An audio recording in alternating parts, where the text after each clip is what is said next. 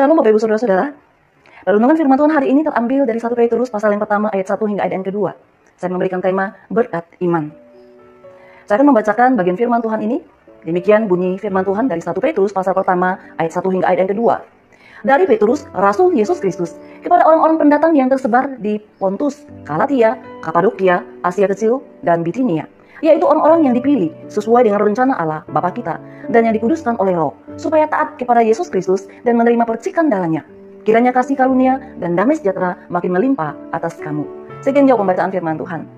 Saudara-saudara dikasihi Allah Tritunggal, salah satu tema yang dominan dalam surat ini adalah penderitaan.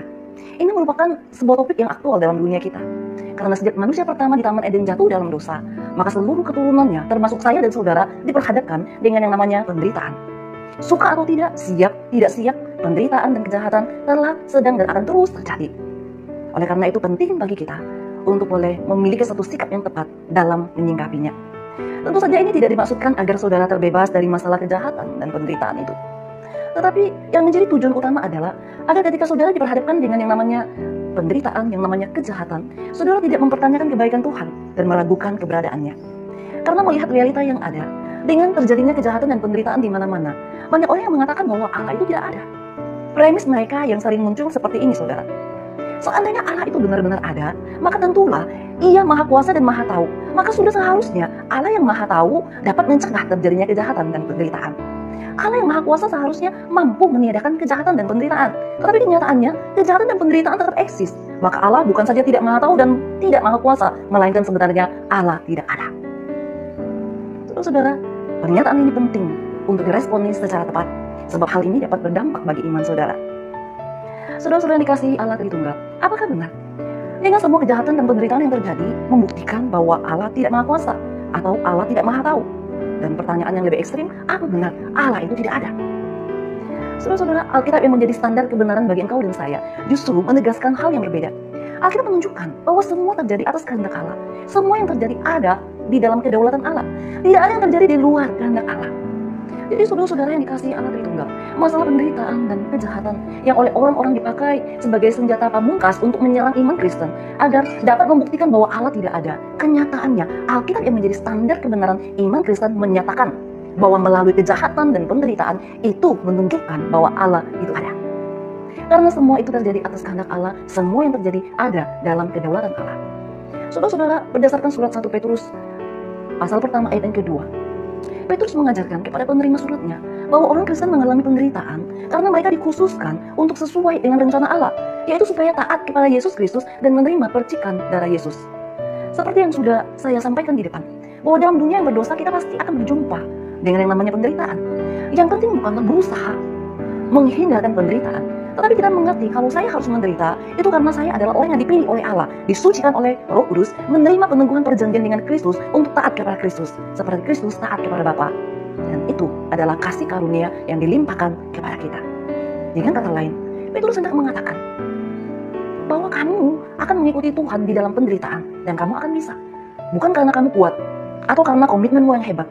Jawabannya adalah karena karya dari Allah Tritunggal. Allah Bapa sudah memilih kita sesuai dengan rencananya. Allah Roh Kudus sendiri yang hadir, yang bekerja, yang memisahkan kita untuk kita disahkan menerima percikan darah Yesus, sehingga kehidupan kita bisa taat kepada Kristus. Melalui apa yang telah saudara dengar, seharusnya itu meneguhkan iman saudara. Sebab kita tahu bahwa segala sesuatu yang terjadi ada di dalam maksud dan rencana Allah. Saudara-saudara, mari sejenak kita merefleksikan firman Tuhan ini. Pertama, ketika Tuhan mengizinkan engkau dan saya diperhadapkan dengan kejahatan dan penderitaan, hal itu kembali mengingatkan kita bahwa dunia ini hanya tempat sementara yang pada akhirnya akan kita tinggalkan.